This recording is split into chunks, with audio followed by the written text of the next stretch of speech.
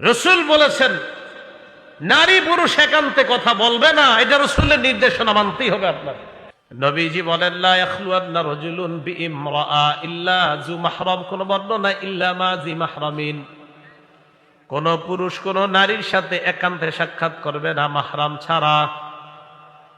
মাহরাম ছাড়া কোন পুরুষ কোন নারীর সাথে একান্তে সাক্ষাৎ করবে না।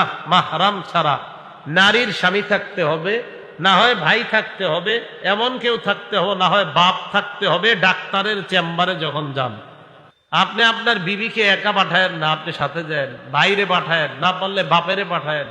আপনি যাওয়াই ভালো, আপনি স্বামী আপনি যাওয়াই ভালো।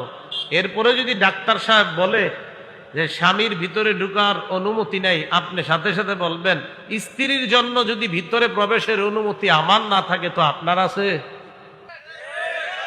স্বামীর না থাকলে আছে টাকার আমারে বলেন। রাসূল বলেছেন নারী পুরুষ একান্তে কথা বলবে না, এটা রাসূলের নির্দেশনা মানতেই হবে আপনার। মাহরাম ছাড়া নারী পুরুষ একান্তে কথা বলবে না। রাসূল বলেন লা ইয়াখলুয়ান্না রাজুলুন বিইমরাআ ইল্লা কানা সালিসাহুমা শাইতান, একটা ছেলে একটা মেয়ে একটা নারী একটা পুরুষ যখন একান্তে কথা বলে তাদের মাঝে তৃতীয় জন শয়তান।